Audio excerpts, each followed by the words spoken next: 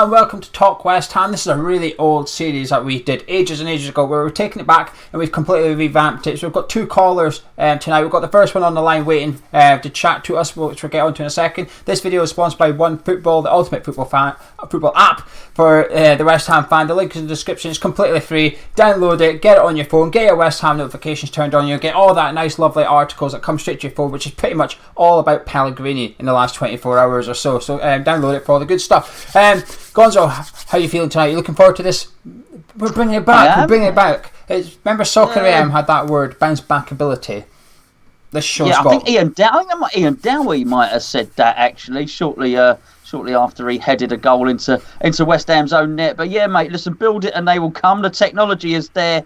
The proof of the pudding's in the tasting, Geo. We'll see if it works. Hopefully it does, and then it can hopefully encourage more fans to phone in and give us their opinions. Lots of opinions at the moment. We've got our favourite caller on the line at the moment. If this has worked, you're going to hear his voice in a second. We've got caller number one, which is, as Gonzo said, our favourite, Chris Akabusi. Chris, how are you doing tonight? Geo Gonzo, great to be with you guys, and in fact, it's fantastic that I'm caller number one on our bounce back ability revamped gung ho channel. So thank you very much. Chris, do you think our manager's got bounce back ability? Look, I was just starting off. I've got to say, I want to be the 12th man. I don't want to beat up the team. I don't want to beat up the manager. But at the moment, we need a real big wake up call. If the manager and the team have not realised already, and I cannot believe I'm saying this with all the confidence and the excitement at the start of the season, with the little run after Man City whooped our butts in the arena, with the win against Man United, who actually we now realise wasn't such a great win after all. We did our bit, and we took our points off a team that came to play against us in the London Stadium. Mate, we are in a relegation battle. I know we got 13 points out of 11 games. We are sinking like a stone. We've got 2 points in the last 5 games, is it? Playing Everton, Palace, Bournemouth, Sheffield United, Newcastle. Now, hold on. Let me spin this back. We're not talking about Man City, Tottenham, Liverpool, Chelsea, Arsenal, Leicester City, Bournemouth, Sheffield United, Everton, Palace, Newcastle. Oh, and the 6th team who we lost to? Oxford United, or was it City? Boys, we need to wake up and smell the coffee. We are in big doo-doos. And what's happened? You know, when I look at our team, my team, your team, the fans' team, we've been caught in a cold. You know what? I love this. There's a saying by a boxer, Iron Mike Tyson. He said this: strategy. Everyone has a strategy until you get a punch in the nose. Boys, we've had a massive punch in the nose. We've come out there thinking, oh yeah, we're going to have a possession stats game. We're going to play a ball around the back 4, up and down the sides. And then when we want, pick them open like a lock and boom, get in there. No, the teams are looking, yeah. Smack, goal. Now what are you going to do? Oh, yeah. Smack, goal. Now what are you going to do? Panic! And I've got to say, honestly, at the weekend, for example, when I was there, of course, I'm sure you guys were there, I was there. What our fans are doing, booing our goalkeeper, cheering our goalkeeper, and how we think that's going to help our team, I do not know. But I do understand that they are absolutely full at the end of their tether. Pellegrin, you're a top manager. You've got top honours. You've done it in a variety of leagues. But you've got a great grip, son. You've really got a great grip because you're losing it. Honestly, weekend, how do we keep a high line against our sprinters? You heard what Shelby said. Oh, we know West Ham like to have a high line. So all season, all week, we've been practicing lobbing the ball over the high line and sprinting past the cut horses. I mean, look at our back four: Zabaleta, Creswell, Balbuena, and Diop. Diop's got half a spit on him. The other three, no chance. I actually also said on social media, so it must be true, that Pellegrini doesn't look at the opposition. Doesn't look at the opposition. He's got sprinters and he's got cut horses in a high line, and he doesn't look at the opposition. Sorry, Pellegrini, you know more in your little finger than I know all in my brain and my dendrites. But come on, babe, you've got to get a grip. You've got that wrong. Very, very wrong. And this idea, I mean, Haller is so peeved now. He's not, fellas, I don't want to say he's not trying. He's trying, but he's not trying with gutso. He's not running the channels. At the weekend, look, say what you like, but we put some good crosses in that box. Anderson did some great stuff. Yarmolenko from the right wing did some great things. I saw Snodgrass in the second half put in a couple of perlers. How many crosses did he put in? Where was our £45 million striker? I'll tell you what, he was hands in his pocket. Look, I don't want to diss him because he's not ready to be dissed. But I'm saying he's been so degraded by our performances and a lack of getting the ball that he's not even in the right position anymore. He's not in the right position. Just imagine, oh gosh, oh Hudson. If any of those balls, I'm telling you now, the defenders, the goalkeepers, the ball, all of it's in the net. Haller, 45 million, just watch it go past. How many of the times did Snodgrass put it across through the 18-yard, 6-yard box and through to the other side? We are in big doo-doos, fellas. We're big doo-doos. Where's our pacey wingers? I'll tell you what, we haven't got one. The one we got, Antonio, is injured. But outside of Antonio, who is our pacey winger?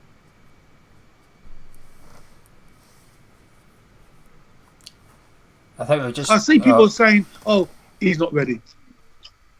He's not ready. He's playing on the top team in a second-tier division with a gung-ho manager, high on confidence.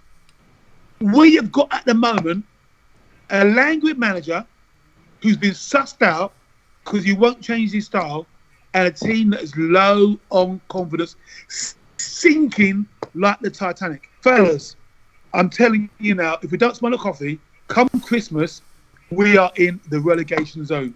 If we're not the bottom 3, 4, 5, or 6. But that's where we're going to be, fellas. And I can't believe I'm saying that with the talent we've got at our disposal. That's it. Are you confident we'll turn it around, Chris, or in particular Pellegrini? Because he's coming in for a lot of criticism right now, justifiably so. But do you think he will turn this around at West Ham, or do you think it's sort of like smells a bit like Bilic's end of reign at West Ham? No, we're not there yet. Someone needs to give him a good talking to and shake a little bit of life into him.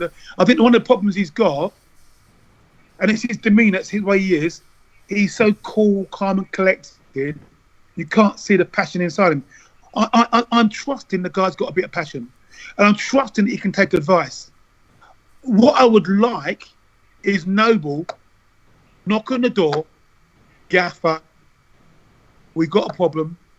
I'm going to talk to you now. And if I don't play for the team again, you just like, look, I'm going to talk to you now about West Ham, the West Ham way. And all this nice football, which I love, you love, we love, comes second to hard work. And we've been smacked on the nose by Sheffield United because they outworked us. We went up to Merseyside, a team low on confidence, and their manager said, "Boys, work hard," because they don't like to work hard. They outbullied us. Bournemouth down there outrun us. And look, so manager, we've got to work hard. We've got to win the battle before we can use our skills to win the war. Hopefully, somebody can speak to him. I cannot see Pellegrini going anywhere. I don't want him necessarily to go anywhere. I just want him to wake up and smell the coffee, because it's happening to West Ham, and pretty quickly it gets really ugly over there. Pellegrini, I'm telling you now, it gets ugly at Upton Park. I know we're not Upton Park, but we still got the same fans. And if the East End turns, it turns. And then I'm telling you now, the players that you got on the pitch will definitely go hiding when it turns ugly, because you got very few British players there that have seen it, been there and done that.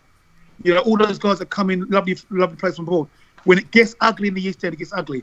So I think Pellegrini's there. I think he's cost a lot of money. I don't see us getting rid of him. I think, you know, we're going to survive. You know, having said that, we're going to survive. But really, we moved to the London Stadium to survive. Have we moved there to just scrape past relegation in March, April, or May? I don't think so. And so, yeah, he might see out his contract for the next 18 months. But really, I was hoping for a little bit more. The writing was on the wall when he picked a team not good enough to win against Oxford in the Cup. He really doesn't understand West Ham if he thinks we are happy fighting to be, well, I guess we would be now, but fighting to be 5, 6, 7 in the league and throw away a cup. No, fellas. I want to go on a cup run. I want to go to Wembley. I would love to get to the semi-final, get to the final. You know, one of the best days of my life was going to see West Ham lose to Liverpool in the FA Cup final 2006. I didn't go to it once to lose, but what a fantastic day. The bevies were flying.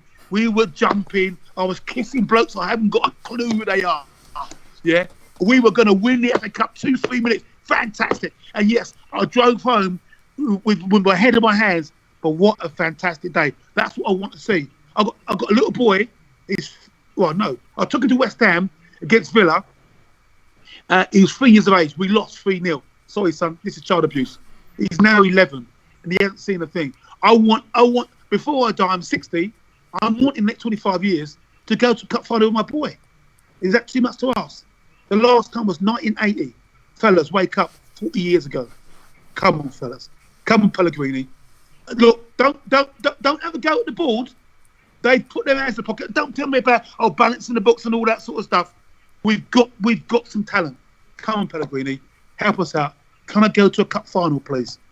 Fantastic. Chris, before you go, Gonzo, have you got any question for Chris before we get the next caller on? No questions. No, I mean he's stated his case, really well there. I was taking notes as he was, he's made some really, really good points. All I would say is, I don't want to take him up on. I think there's a bit of hope there from him that Pellegrini will change. They tend not to. The only word, Chris, your conversation about Mark Noble getting in and speaking to Pellegrini and the West Ham way, and I was racking my brain and I wrote it down. The last time I can think of that really happening was Bobby Robson in 1990 at a World Cup. If you remember, the players actually got in there and said, look, we've got to stop playing this way. And he listened and he did change it. And obviously what happened next goes down in folklore. We almost won the tournament, but I would imagine Pellegrini is too stubborn and too set in his ways to change anything there, whilst I would love it to happen. So he'll go on repeating the same thing. What is it they say? The definition of madness is repeating the same experiment over and over again, expecting different results. So I think he'll carry on with his formation because his belief in his own philosophy is so huge. And I'm glad you mentioned Oxford as well, because you know this, mate. You're professional sportsman, Olympian, world champion. There are many commodities to a sportsman. Talent, yes, of course, in football, fitness, technical ability, but confidence is also a huge one. I don't know, you'll have your own ideas at what percentage it is, but to kill the confidence, we had confidence. Confidence can make you feel $1 million. It can make you, this, Chris, run faster, try those tricks that you might normally try on the training ground but not bother in a match. If you're confident, you'll try them. It gives you a sense of purpose and a sense that you can achieve.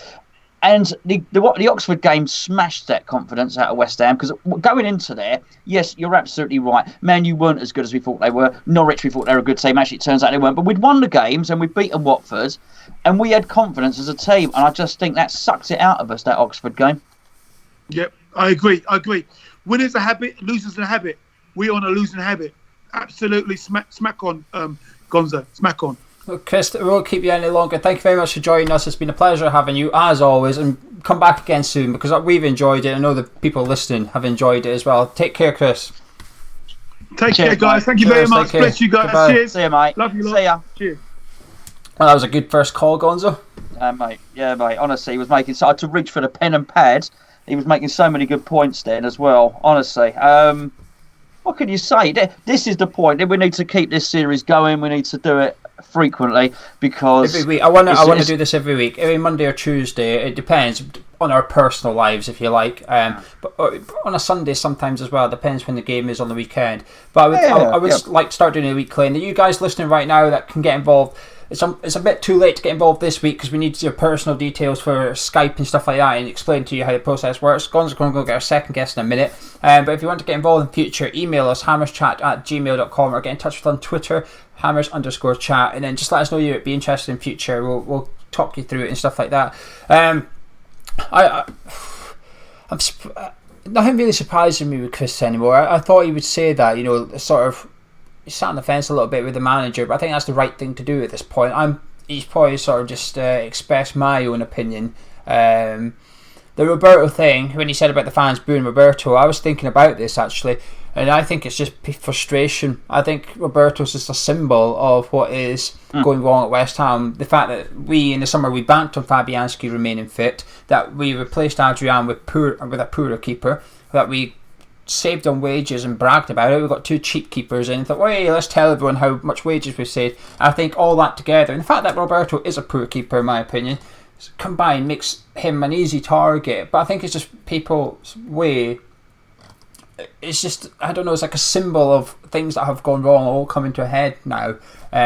So I feel a bit sorry for him, but at the same time I don't blame him. I sort of look at the dugout and say, well, you bought him. His CV, his footballing CV, I didn't know much about him, but last season he played a handful of games in the season before he got relegated with Malaga. He was the keeper for Malaga when they got relegated, and I just thought, well, your footballing CV is not that great either, even if you don't know him. He's not brilliant. But do you want to go get the next guest ready? And I'll go and do that, mate. No, mate, I'll go and do fantastic. That. Fantastic. What I'm going to do now is I put up a question on Twitter earlier, just asking for people's thoughts from Saturday. I said, you choose the topic, whether it's the manager, whether it's the players. I've taken a couple of screen grabs, and I'm just going to go through them. Then I'm going to turn to the live chat on YouTube. So if you're in the live chat, put your comments up, because I'm going to start reading them out. Right? No questions. There's no questions from me or Gonzo. I want your comments, what you're thinking is going on at West Ham right now, what you think about whether it's a player or Pellegrini, and I'm going to start reading them out as well. But first of all, we'll start with the Twitter ones here. Dan says, we go 7 unbeaten. No one says anything. A couple of bad results, and Pellegrini is the worst manager we've ever had. Hello, Frankie, you there? We're 4 points off fifth, and everybody needs to Geo's chill. Just talking. Just keep quiet, and he'll invite us in. All right. Perfect. And Christian says, those 7 unbeaten games were against average teams, and we should have extended that run.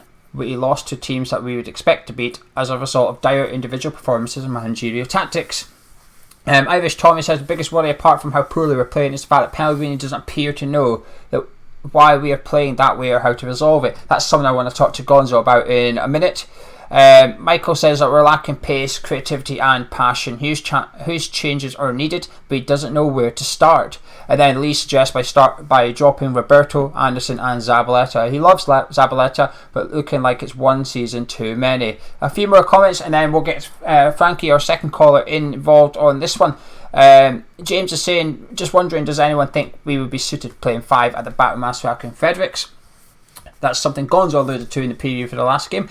Fraser Iron says, you could tell from the second minute we weren't up to the challenge. Naive defending made it too easy for a mediocre side to punish from set plays. Passing side to side isn't a tactic. It's a clueless way of playing. Aller is isolated once again. And the last question we're going to take is from Keith, which says he's concerned that we move no further forward in Pellegrini's time here. We still make basic mistakes and have no pattern of play. What do they do in training during the week other than make stupid videos? So you can't hear, but Gonzo's laughing off cam. I've got Gonzo in my ear here. He's having a chuckle. He's comment there. Now what I'm going to do now, if it all goes wrong, I'm going to bring Gonzo back.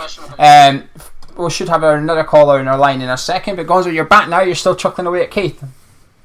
Yeah, no. It is funny though, isn't it? Yeah, what else are they doing apart? Are they just making stupid videos? So, yeah, maybe. Funny enough, somebody messaged actually yesterday. Actually today, I think one of the comments, one of the videos, and they said maybe they should, the players should stop doing their social media for a week or two.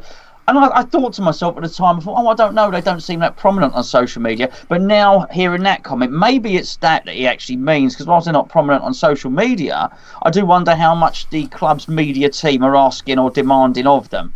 And it's all very nice, a cheeky video, about the Betway doing the wheel clamping one, or be it the club doing a FIFA one, or this, that, and the other. They have their value and they have their merits. I think particularly when things are going well, you might get an opportunity to see an insight into a player or their personality, something you might not see. Bit of padding. We don't need it at the moment. Actually, it's time for serious.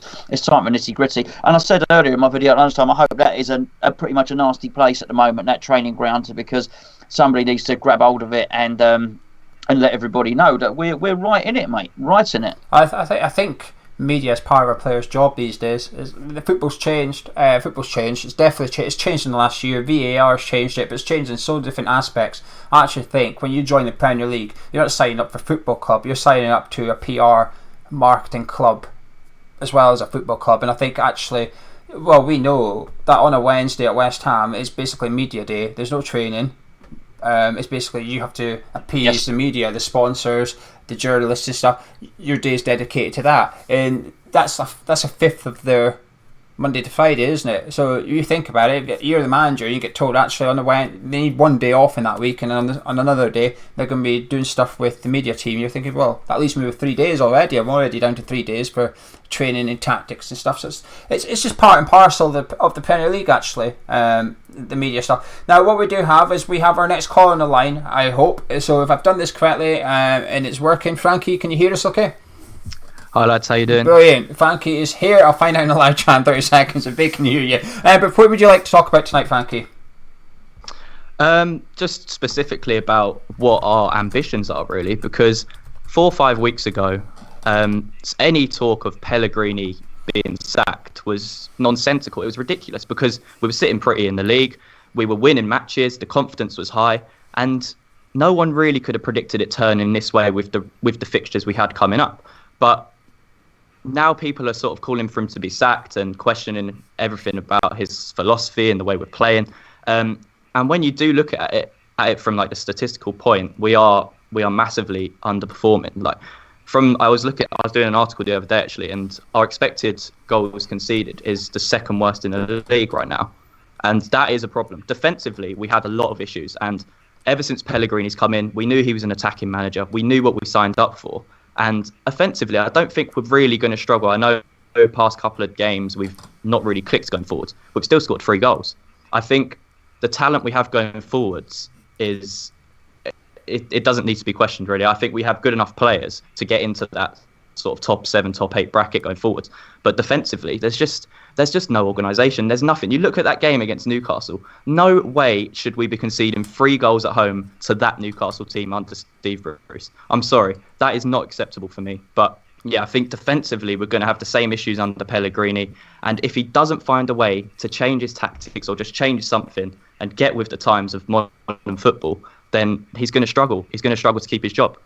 Are you happy with what you're seeing offensively? Because it's difficult to pick up there. You sort of contradicted yourself a couple of times. It was difficult to gauge your opinion. I am and I'm not, because you take the first sort of 5-6 games of the season, and I thought we were playing some really good football going forwards.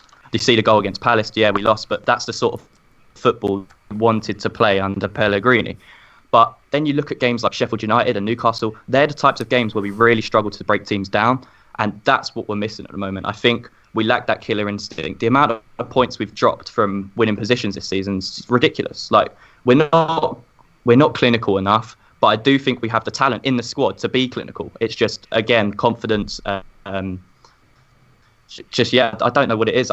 Whether they're sort of turning against what Pellegrini's trying to install into them, whether they don't believe in what he's actually telling them to do, or whether there is no organisation. Because to me, against Newcastle, it really didn't look like there was any plan at all. It was sort of, go out there, we're going to play the same style, the same team management every week, and we're going to trust in what we can do. But we haven't really actually looked at what Newcastle are going to do and how we're going to get through that.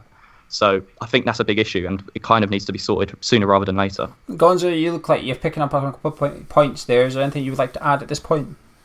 Yeah, just very well spoken from Frankie there, and the expected goals conceded thing, the shots conceded. That these stats is all very statistical now. Not a fan, but they do tell a story. And the one that Frankie has alluded to, which I think I've titled incorrectly, but from my words, it's how many goals we're expected to concede because of the amount of shots opposition have on our goal. Go on, correct me. It's based on the type of chance they have, and it's algorithms, and they basically look at the chances that the team has and convert it into numbers as to how many goals should be scored. If that makes sense. Okay, right, but basically loads of goals should be scored against West Ham. That's what the statisticians think, because our defence is rubbish, right? It's as simple as that. The only reason we did as well as we did last season was because of Fabianski. I'm telling nobody nothing they don't know there. Everybody knows that. But it's a hell of a gamble relying on having a goalkeeper that's comparable with the top in the league. And I mean the Liverpool goalkeeper, Ellison at Man City, David De Gea. I know he's let some in. But Fabianski, I think it's fair to say, was up at their level last season. One of the best goalkeepers in the league. You can't carry on doing that. Well, not unless you're going to go and buy a goalkeeper for 70 million like the others did. It's a hell of a risk. And the moment it doesn't happen, be it Roberto or anybody else, then actually you just become that statistic, like I said before. And Frankie's absolutely right to bring it up, because that is where we're suffering hugely. And just to pick up on before you go back to him, teams that go down tend not to have a goal scorer or the ability to score goals. It happens time and time again. You'll think of the odd example, but by and large, 80-90% of the teams that go down struggle to score goals. And Frankie's right, that's not us, which will probably see us safe in the end. But the defence, not only is it conceding, it's getting no work and no attention. Frankie, going back to your Pellegrini thing then, because that's the main topic at the minute. What's your thoughts on the manager? I think that if we really want to push forwards as a football club over the next few years, I personally don't think he's going to be the person that can deliver that, just over what I've seen since he's been in charge and the same defensive problems that have cropped up. Yes, defensively, we don't have the best players. Like, you look at the best sides at the moment, like Leicester and Liverpool, their fullbacks and their defence, and they've got like the holding midfielder that keeps it all together. We don't really have that because we're playing in a system where we've got Declan Rice as our holding midfielder, and you've got the likes of Noble or Lanzini in front of him, sitting just in front, and it's too easy to break down. It's too easy to counter-attack on because we push 4 or 5 people forwards, and you've just got Rice sitting there, and then you've got like Zabaleta against a however quick St. Maximan. It's ridiculous. Like, that's what I don't understand. That's where you have to question Pellegrini, because we had Ryan Fredericks and Ogbonna who were looking decent this season. I thought they were one of our better defensive performers, and he drops them out of the blue.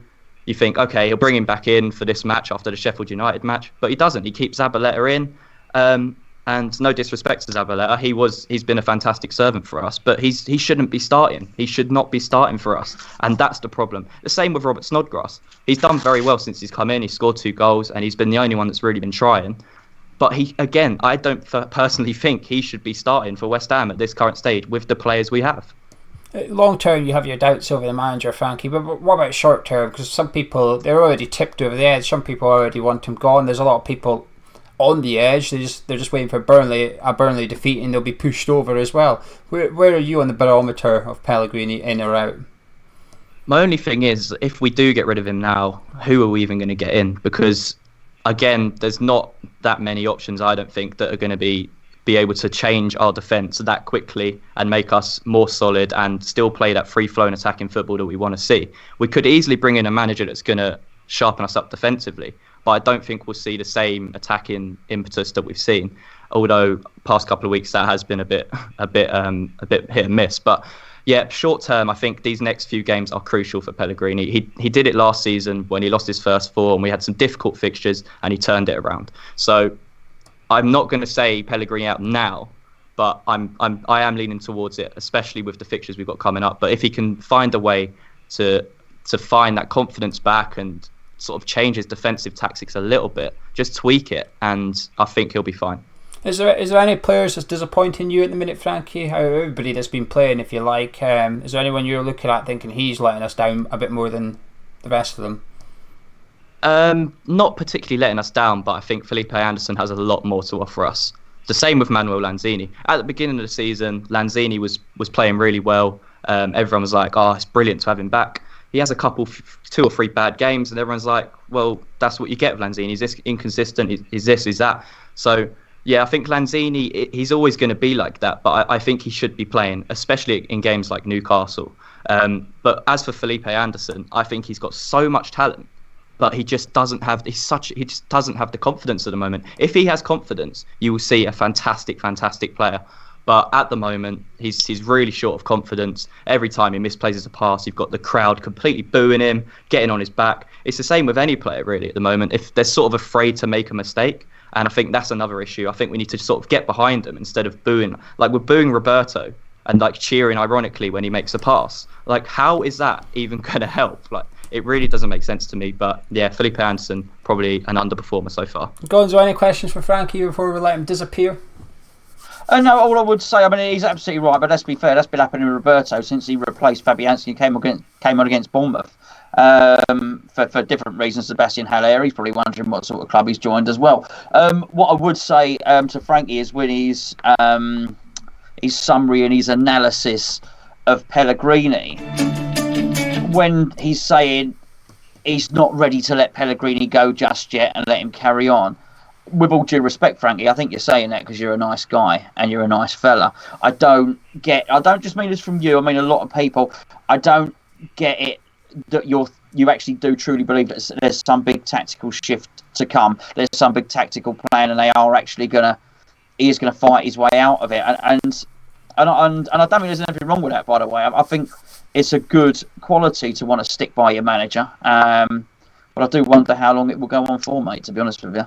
Well, what we'll quickly say is, what I agree with what you're saying, that maybe I am being a bit nice on him, but I've seen him turn it around before. I've seen it last season when he was under scrutiny. Like, he turned it around against Everton away. We never win there. Played really well, won 3-1, drew with Chelsea, beat United. Everyone was like happy days. So I'm not gonna sit here after a couple, 2 or 3 bad performances when we've got our best keeper, or our best performer last season out injured, and sit here and say, yeah, I 100% want him out now.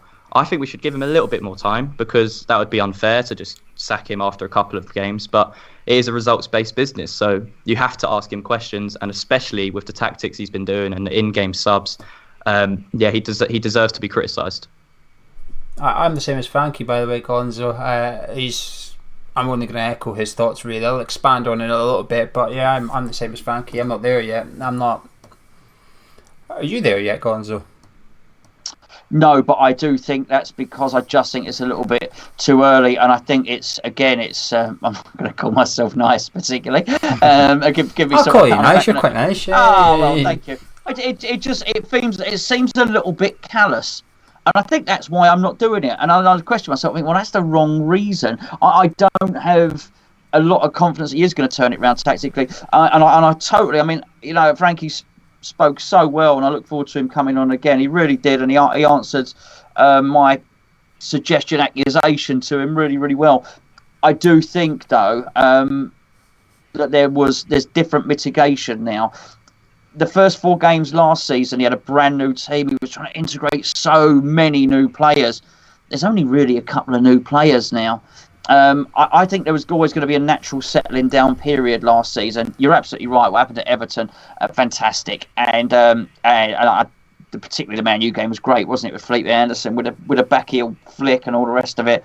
Great games, but all those players were always going to click. You're always going to get an uplift. I'm not sure we've got that to come. I'm really not. Thank you. Anything you'd like to add before we wish you well and pack you on your way? No, I do agree with that. I agree that he's spent a lot of money since he's come to the club. It's 150 million, so he should be doing better than what he has done. But I sort of let him off in the first season because he had the Arnautovic problems. It was an integrating a new squad, like Gonzo just said. But this season is the one we were always going to ultimately judge him on. So if he's not performing over these next 3, 4, 5 games, doesn't matter about the opposition. If the performances aren't improved, then he has to go, in my opinion. Fantastic, Frankie. I hope you'll join us again in the very short future. Thank you very much for coming on. Cheers, mate. Take care. Cheers, lads. Cheers. What about that one, Gonzo? Yeah, I thought he did really well, mate. I thought he did really well. I'll say new concept, old concepts. The phone in here, the Talk West Ham, but it's a good one. Too long on the back burner and gives it's what we do at Hammers Chat. We give everybody a chance to have their say, of course. But yeah, I mean, he spoke really well and he made some excellent and some valid points. There's going to be a lot of people to give it some balance because I'm not there yet. There are a lot of people that want him gone now, and it brings me to conversations I was going to say we had with Moyes, but we've had it with many managers because we've been around for 5 years now doing this Hammers Chat thing. We got to a point with Moyes, because I'll use that as the most recent one, where we said, okay, we don't want him gone yet, but how many more games? Or we got it with Bilic in particular. We don't want him gone yet. And then we would ask each other the question, but how many more games would you want him gone in? 2 more losses, 3 more losses, 5 more losses? And I'm not asking you a rhetorical question. I'm just, we are at that point now where Frankie's sticking with him for the time being, hoping things get better. Chris was on the phone earlier. You know, he hopes Mark Noble can have a word and things can get better. You're not quite there yet. You hope things get better, but I do think there is a finite limit on all of your threes and my patience. And I don't think it's half a season away. I think we're 2 or 3 games away. If we lost them all, to something would have to give. I don't know what is your limit. I won't give him the season. The first season for me is always not a write-off, but the first season for players and a manager, I sort of say, right, you've just got to give them that first season. So like Fornals, I'm not going to get fed up with Fornals until the summer. Next season is when I'll look at Fornals and say, now I'm going to judge your boy. Now I want to see a £25 million player. So he's got until then to settle in. Pellegrini, I let off last season because I thought, you've got the season. He's had it now. In fact, I just go by what Frankie just said. This is the season you judge him, and when you're judging on what we've seen so far, it's not great. He's different to Bilic, right? Bilic, I wanted to stick by for ages and ages and ages, and I like to think I was one of the last ones to give up on him, if you like. Every time I got beat, I got tweets and stuff saying, well, you're going to want him out? Yeah, I thought, bloody hell, it's just my opinion. And there's almost a culture now in football that actually backing a manager's no longer a popular thing. It used to be the norm. You stuck by a manager and stuff. It's changed now. You see it at other clubs as well. It's not just West Ham. You see it at every club now. A bad run of form. This is our first, apart from the very first 4 games of the season last season, this is our first bumpy patch under Pellegrini. A real rough bit, okay? Because he's always sort of 1-1 drawn, 1 lost one. He's always sort of had that inconsistent. Sometimes we'd go 2 or 3 unbeaten, and sometimes we'd lose 2 or 3 in a row. But this is the first time it's really getting down and dirty, if you like. And I just think we've just got to wait. We say it's the tactics, and I agree, but tactics is a very broad thing. I think the formation's actually okay. It's just the way we play the formation that's wrong. Because I keep having this argument. Someone said to me on Twitter, 4-2-3 doesn't work. I said, how can you say that when Leicester are playing it? You know, it's the way you play it it's completely different.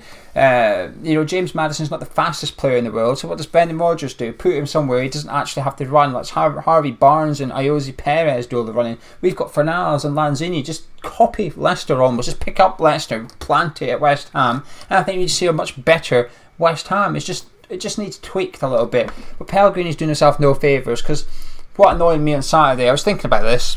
I have a long coach journey home, don't I?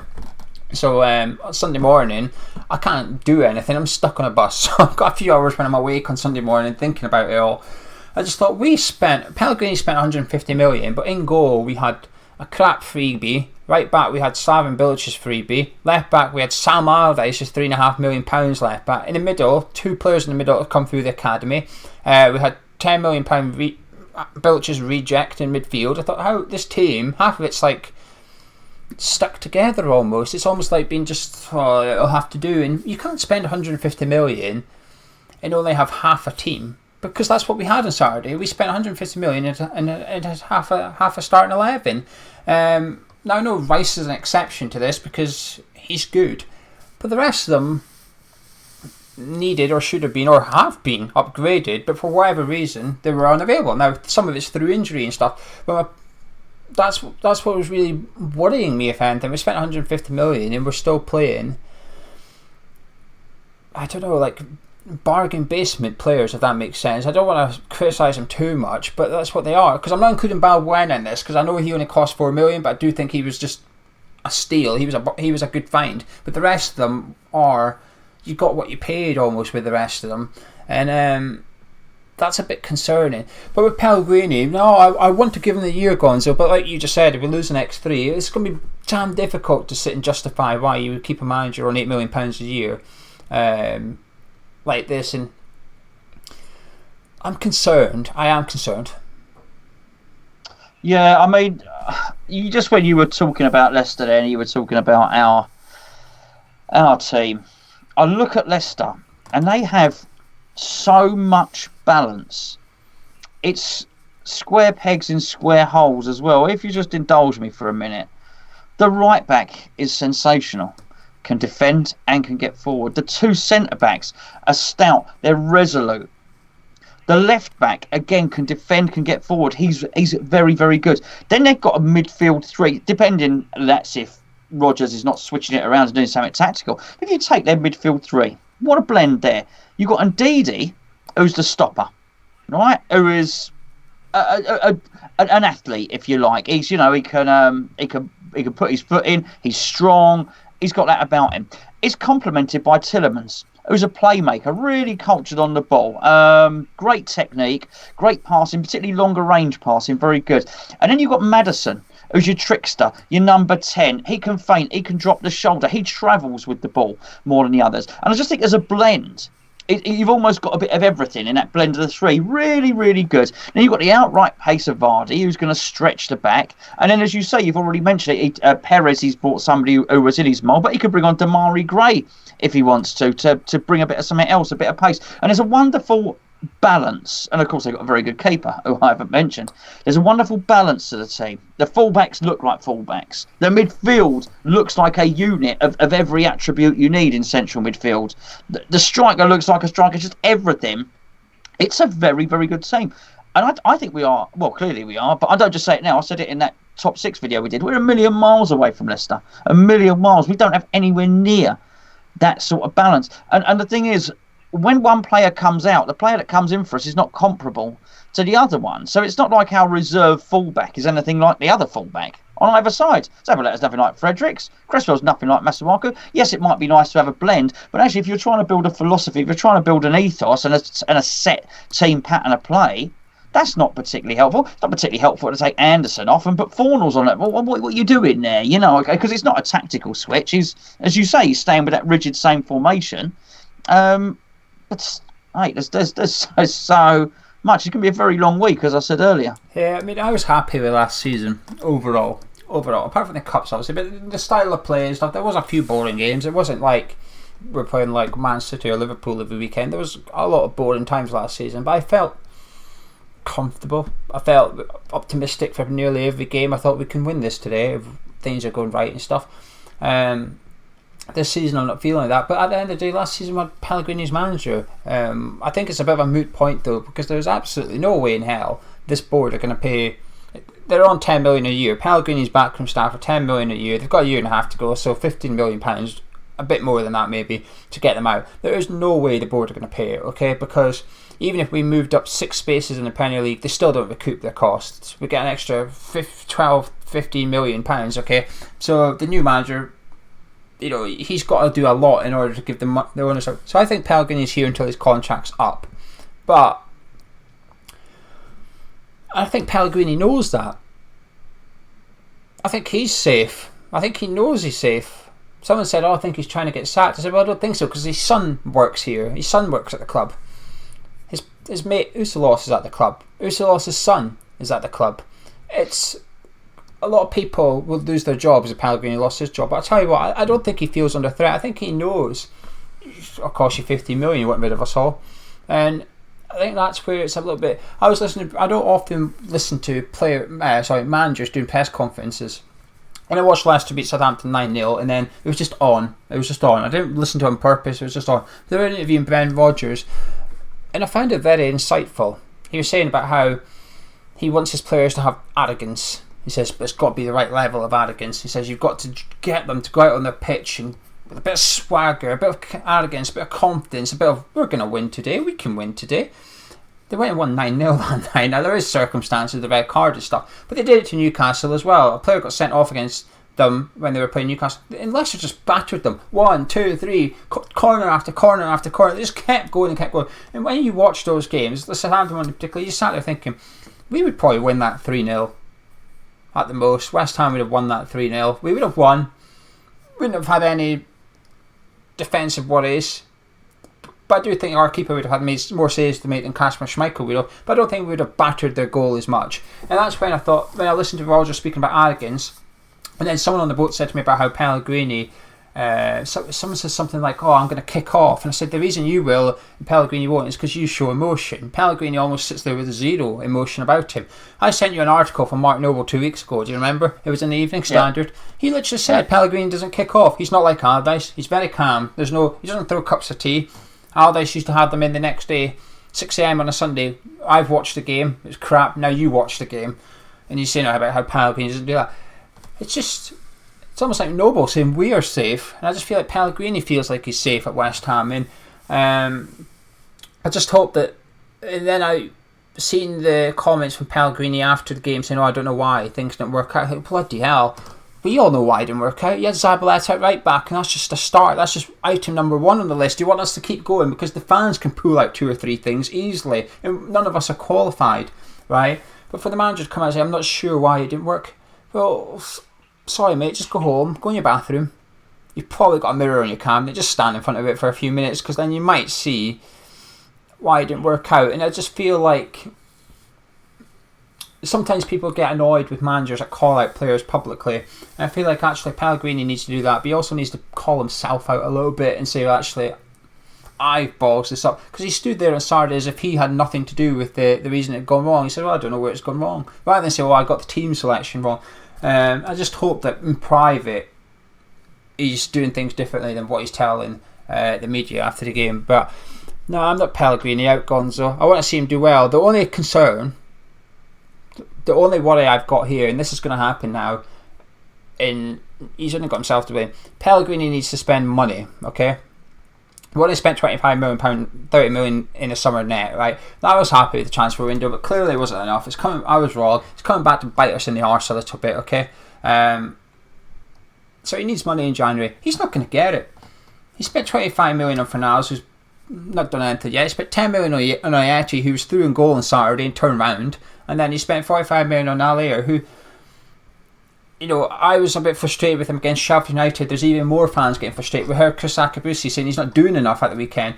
David Sullivan will be sitting there scrutinising him even more than me, you, and any other West Ham fan does, because he spent the £45 million on. He broke his transfer blueprint of how long to spend it and stuff. He almost burst the bank in his own eyes to get Allaire in. He's done it, and he's not. In Sullivan's eyes, he's probably thinking, hang on a minute, this ain't a £45 million striker. We sold a better one in the summer to China. I think that's how Sullivan would be seeing it. Sullivan would be thinking, if we had an Arnautovic up front, he would have been causing more trouble than Allaire is. I do think, and this is why Pellegrini's not going to get money in January, I don't think, but he bloody needs it. But he's only got himself to blame. No, well, the trouble is, can he get out of this sticky situation that he's in? Yes, he can. Is he gonna? You talk about blueprint. Is Pellegrini gonna provide a blueprint to take the club forward long term? No, he's not. What we're gonna do is we're gonna find ourselves treading water. We need to. At the moment, we're being pulled under. You know, we're being pulled under. You know, we need to get our head above water. But once we do, we're not going to break into a butterfly stroke or a front crawl and start caning off. We're going to tread water for a bit. And I'm afraid that's all that we can really hope for, because as discussed earlier, the cups are not going to yield anything. So I mean, unfortunately, we find ourselves after everything that's happened with a very, very expensive manager, with a move to an absolutely massive stadium, we find ourselves in familiar territory, which is being bang average if we're lucky and get out of this losing streak. The one thing we'll say, do you know how I said I'm not Pellegrini out? The one thing I am now is no Pellegrini contract extension. I think that's maybe come into play. if that makes any difference whatsoever. But if your question was, do you see Pellegrini remaining here after the summer of 2021 when his contract is up? In a year and a half's time, my answer is no. I think it's almost like a perfect time for an overhaul, because Sanchez's contract is up this summer, Snodgrass's deal might be up that summer, Noble's contract's up that summer, and it's almost like ready for a younger manager, I guess. And I was happy to give Pellegrini a contract extension in the summer even, because I believed in what was being assembled at the football club in the summer. I believed in the signing of Sebastian Aller. I thought this is what we want. I believed in getting rid of a couple of the older players off the books and trying to get a couple of younger players in, and like Ayeti and Fornals. I thought this is what I want. This is exciting, but I'm not seeing that on the pitch. I'm not seeing Frankfurt's Aller on the pitch. That's not who I've been watching in the Bundesliga last season, and that's where it does come back to the manager. So you're not getting the best out of him. You're clearly not getting the best out of Fornals. You're not getting the best out of Anderson. You're not getting the best out of Lanzini. Who is he getting the best out of in that West Ham team?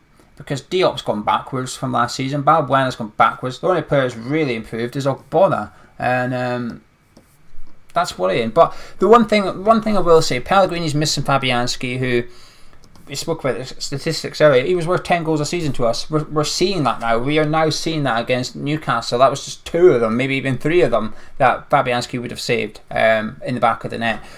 And we're missing Antonio, who is his plan B. We all say he's not got a plan B. He does. He's called Michail Antonio. And if he's not got Michail Antonio, he doesn't have a plan B. Spurs game in a couple of weeks. It sounds like Antonio will be back. The worry is he's going to be rushed back because Pellegrini bloody needs him on that park ASAP to get him out of jail. But we're missing Fabianski, who is the first name on the team sheet. We're missing Antonio, who's our biggest goal threat as it stands before he got injured and stuff. But I always back Bilic because I said he needs his own sword to fight with. Do or die on your own sword, I always say. A manager should do that. You should do or die on your own sword. I don't think Bilic ever got that. I mean, the poor bloke sat in a press conference saying we're going to sign William Carvalho soon, and he never arrived, did he? So I thought he got thrown under the bus. Pellegrini doesn't have that. Pellegrini's spent a lot of money here, 150 million. And I'm one of the first ones, you're one of the first ones to call the owners out on lack of spending and stuff, but this summer it might have only been 25-30 million pounds, but he's still spent 150 million when he's been at West Ham, and we're not seeing that. We're not seeing the impacts of it on the football pitch. We're no further forward results wise, football wise. I think last season it was, but this season, is it any better than David Moyes' football? Not sure it is, Gonzo. Is it 150 million pounds better than David Moyes' football? No, listen, the football's not. The other one thing that Moyes did have, he was able to cajole and rouse the players. We're going to find an awful lot. So I said to Chris earlier, repeating the same experiment and expecting different results.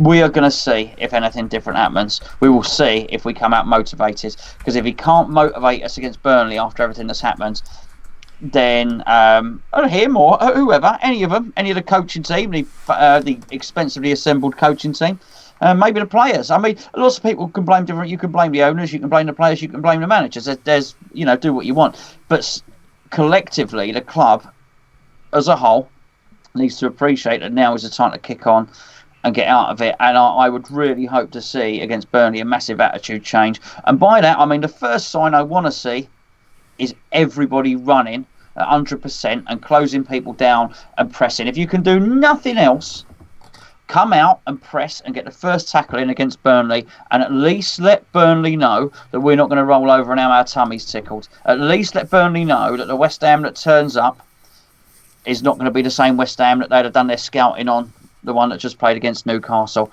That will tell us everything. We will know within 5 minutes of that game. And I think not only will we know how well we'll do in that game, I think in 5 minutes into the Burnley game, we may well find out how we're going to do for the next 3 or 4 games. Mate, I think I'll know when the team comes out at 2 p.m. I'll be judging. I'll be judging then. If I see Pablo Zabaleta on that team sheet, I'll be thinking, well, what the hell are you doing? Because you've clearly not learned anything.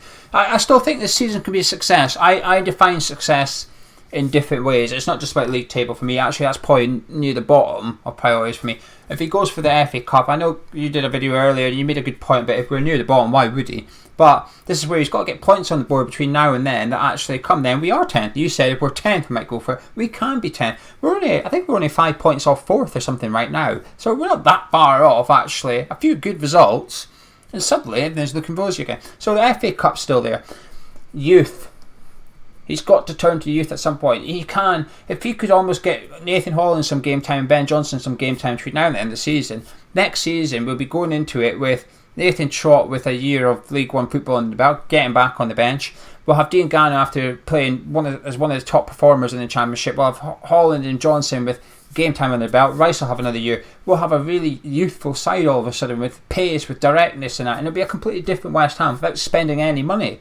That's what he's got to start doing. But what we're going to do now, we're going to take some comments from the live chat. We're just going to read them out. No questions. We don't want questions. We save that for a cup of tea. This is Top West Ham, where we'll discuss what you're discussing, kind of thing.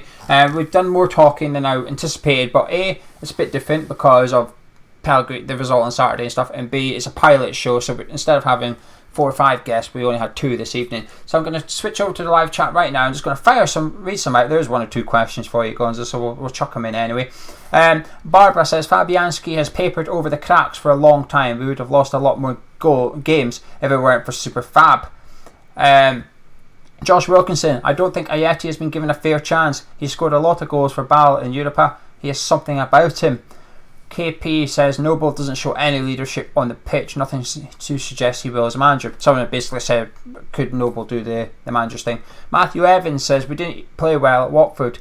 They would have scored double figures and would have if Deeney had played and others like Delafeo could shoot.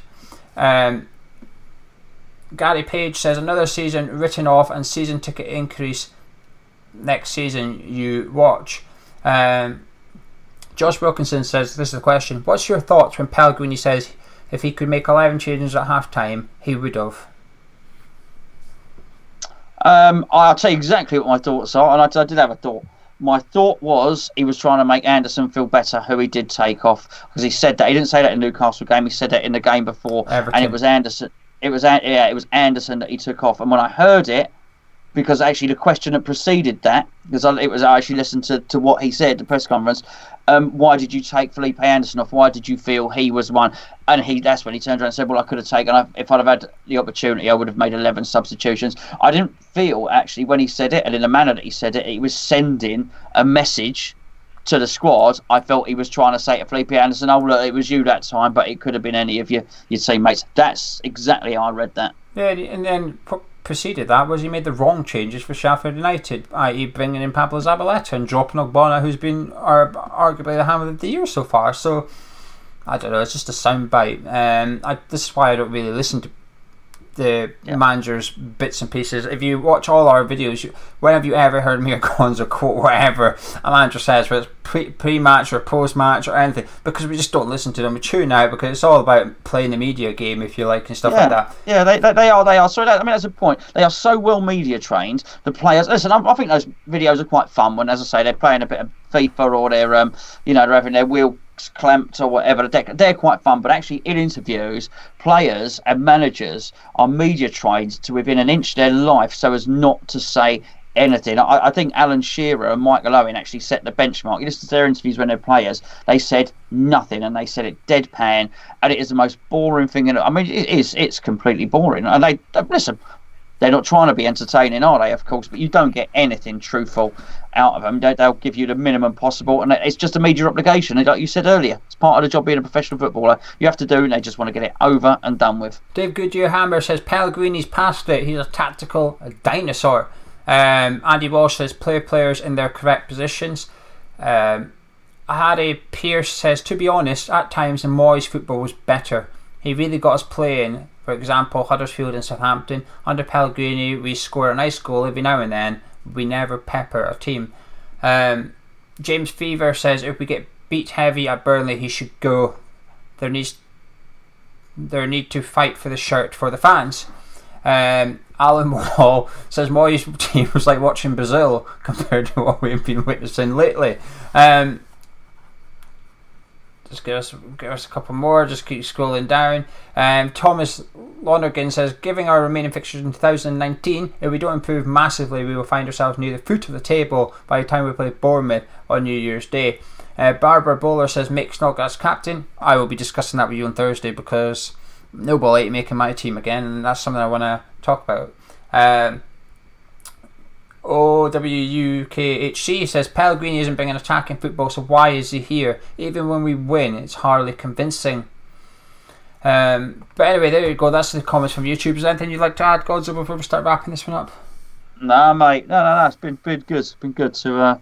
I felt as well. I felt Chris needed to speak. As a bit of therapy for Chris. Unfortunately, because it is good. I mean, we get this straight away. We get the therapy straight away after the game, don't we? Because we get to say exactly what we feel. We haven't got to type it out or anything. We just basically vomit our opinions out there into the internet, and it does feel a little bit better afterwards. Unfortunately, it makes little or no difference to the performance because we're still crap the next game, but it does feel a little bit better for doing so. If you'd like to get involved in future episodes of Talk West Ham, like I said, we're going to do our best to make it a weekly thing, but it can be difficult given our personal lives, but we'll do our best. If you'd like to get involved, email us, hammerschat@gmail.com. If you could put Talk West Ham in the subject, that would really help out because we get some emails as well, so it would be easier just to spot when we're looking back at in the build up to the thing, or get in touch with us on Twitter @hammers_chat. But anyway, a massive thank you to Chris and Frankie for coming on, and thank you for you guys watching with us. Hopefully it worked okay. I've been reading the live chat, it's gone along, and it sounds like you could hear Chris and Frankie perfectly fine. So we're maybe going to handle this OBS thing going, so we're maybe starting to work out how it works, but don't do that because I will panic. Anyway, Gonzo, any final words for yourself? No. Nice. We'll catch up with everybody throughout the week. Drop a like on the video if you enjoyed it. It helps out the channel. Subscribe if you're new around here, and we'll be back Thursday at the very latest. We'll be back on Thursday at the very latest with our Burnley PD, where we need to see some changes, that's for sure. Catch you in a bit. Thank you for joining us.